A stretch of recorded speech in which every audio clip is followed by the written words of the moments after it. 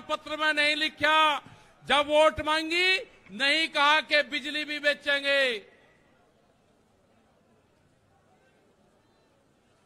ये सड़क बेचेंगे, पूरी सड़कों पर टैक्स लगेगा और एनएच के आसपास 500 मीटर तक अपनी कोई चाय की दुकान और गुमटी भी नहीं लगा सकता। अगर किसी ने चाय का खोखा रखा तो वह जमीन उसकी गांव समाज में निहित होगी। ये सड़कों को बेचने का काम करेंगे। ये देख लेना क्या क्या चीज बिक्री है। ये सेल फॉर इंडिया का बोर्ड देश में लग चुका है।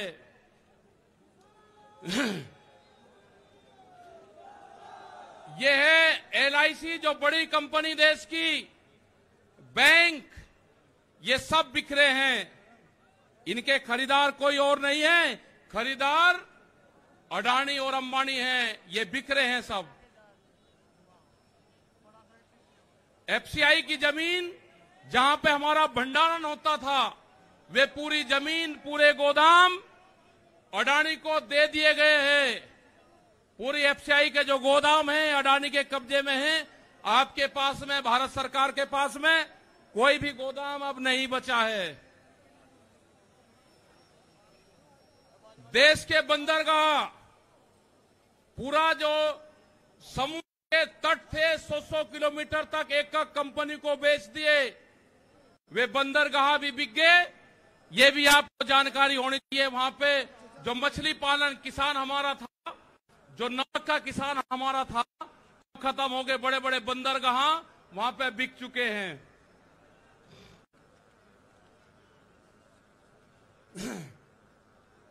ये जल को बेच रहे हैं। जल का पूर्ण रूप से प्राइवेट कंपनियों को नदियां बेची जा रही है। जो नदियां, जो जल हमारी जीवन रेखा होती थी, उनको बेचने का काम पूरे देश में करा जा रहा है।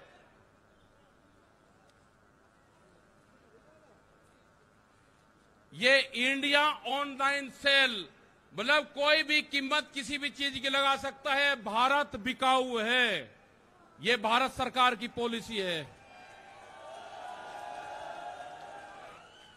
अब खतरे में कौन कौन है?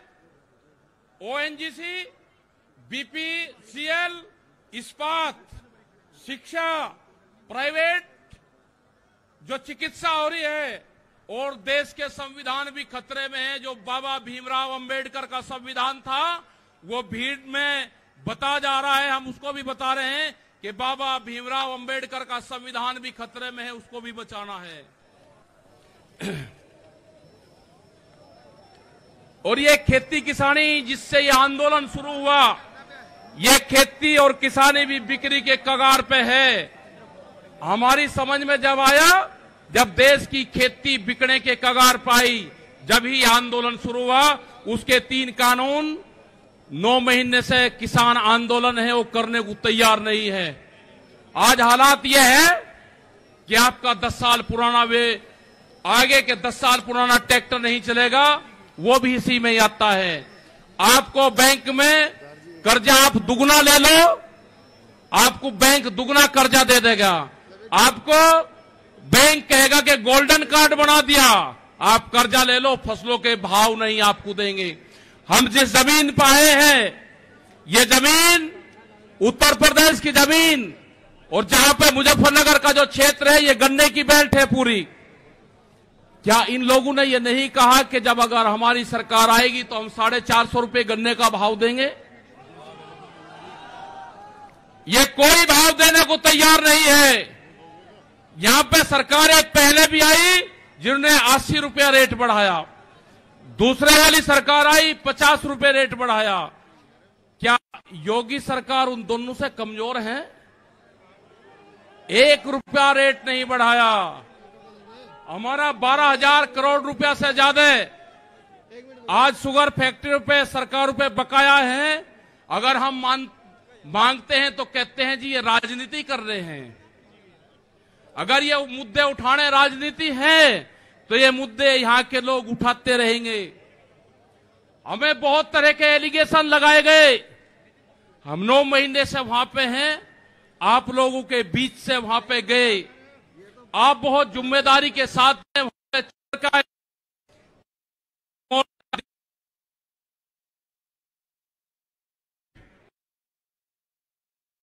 तो सिर्फ संयुक्त मोर्चा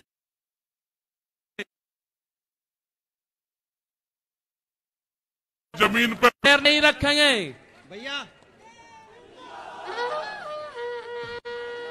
यहाँ पे मुजफ्फरनगर की जमीन पे हम पैर नहीं रखेंगे, हम गाड़ी से यहां से वापसी जाएंगे। जब ये आंदोलन फतेह होगा, इस किसान और देश के जवान की जीत होगी, जब ही हम यहां पाएंगे। अत्याचार बहुत है, यहां पे पुलिस फोर्स के लोग भी होंगे, यहां पे पुलिस फोर्स के लोग हैं, उनकी सैलरी 25 और 30 हजार रुपए है। ड्यूटी वे 24 घंटे देंगे। मास्टर जो प्राइमरी का टीचर है, उससे आधी सैलरी उनकी होगी। वे आवाज नहीं उठा सकते, उनकी आवाज को दबाया जाता है। उनका जो क्वार्टर है वो 500-600 फीट में है, उनके क्वार्टर बड़े बड़े, उनकी सैलरी भी टीचर के बराबर उनकी सैलरी हो। वे ड्यूटी देते हैं 24 घंटे। जितने भी सरकारी कर्मचारी हैं, उनकी पेंशन खत्म करोगे। एमपी एमएलए की पेंशन लोगे 2-2, 3-3। कर्मचारियों की पेंशन खत्म करोगे। आप देश में प्राइवेटाइजेशन करोगे तो रोजगार खत्म होंगे। हमारी समझ में एक बात नहीं आई, जो बड़ी बड़ी कंपनी 67,000 और 1 लाख करोड़ रुपया सरकार का लेकर भाग जाती है, उन्हीं को ही फिर बड़े बड़े संस्थाएं बेच रहे हैं। वो पैसा कहां जा रहा है? अगर पूरे हमारे संस्थाओं के रेलवे बिक्री है, रेल के 4.5 लाख कर्मचारी बेरोजगार होंगे। मैंने जो सफाई कर्मचारी है उनसे बातचीत करी, रेलवे के या किसी भी नगर पालिका के हों, 5 और 6 हजार रुपए में वे सफाई कर्मचारी बार्मिक समाज के लोग नौकरी करेंगे। यहाँ पे अगर ठेका पड़ता होगी तो रोजगार जाएंगे। अगर प्राइवेट कंपनी के हाथ में ये कंपनी आ जाएगी, जिस तरह से रेलवे गई, 4.5 लाख कर्मचारी बेरोजगार होंगे। जो रेहड़ी पटरी के लोग अपना रोजगार चलाते थे, वे 4.5 करोड़ लोग हैं, वे बेरोजगार होंगे। बड़ी बड़ी एमेजॉन जैसी कंपनी आ रही है जो इस देश में व्यापार करेंगी, इस देश में मॉल खुलेंगे। वे हमारे मजदूर भाई कहां जाएंगे? ये उनकी भी लड़ाई है। ये लड़ाई जितनी भी संस्थाएं बिक्री है उसकी लड़ाई है।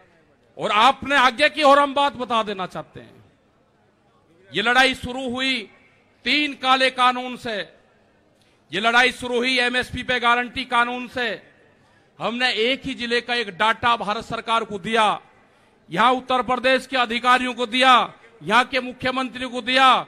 रामपुर जिले में जो मंसूरी धान की खरीद होती है वो बिहार में पैदा होता है, उसको बेच रहा है यहां पे।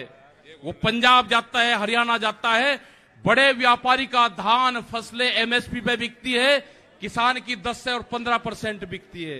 यह आपको समझना होगा। पूर्ण रूप से फसलों के दाम नहीं तो वोट नहीं, ये नारा लगाना पड़ेगा।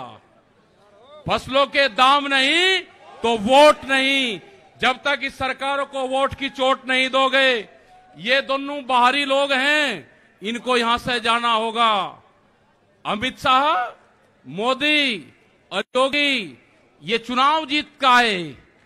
ये उत्तराखंड से चुनाव जीत के प्रधानमंत्री बने, कोई ऐतराज नहीं। उत्तर प्रदेश की जमीन से जीत के गुजरात में गुंडागर्दी के दम पे आना हो, वहां पे पुलिस स्टेट है, वहां पे जीत के देश का प्रधानमंत्री बने, कोई ऐतराज नहीं है। लेकिन उत्तर प्रदेश की जमीन पे ये दंगा करवाने वाले लोग हैं, इनको यहां पे बर्दाश्त यहां की जनता नहीं करेगी। ये मिशन जो संयुक्त मोर्चे का है, ये तय हो चुका है। और हम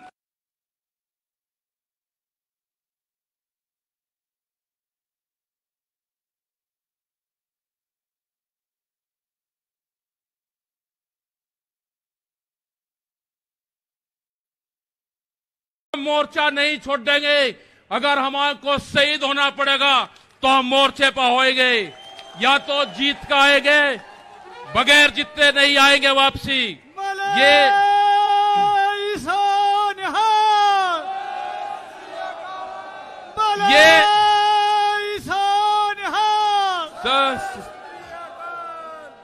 इस तरह की अगर सरकारें देश में होंगी तो ये दंगे करवाने का काम करेगी। पहले भी नारे लगते थे जब टिकैत साहब थे, अल्लाहू अकबर, अल्लाहू अकबर, ये नारे लगते थे। हर हर महादेव और अल्लाहू अकबर के नारे इसी धरती से लगते थे। ये नारे हमेशा लगते रहेंगे, ये नारे हमेशा लगते रहेंगे। दंगा यहां पे नहीं होगा। ये तोड़ने का काम करेंगे, हम जोड़ने का काम करेंगे। किसी गलत फहमी में मत रहना।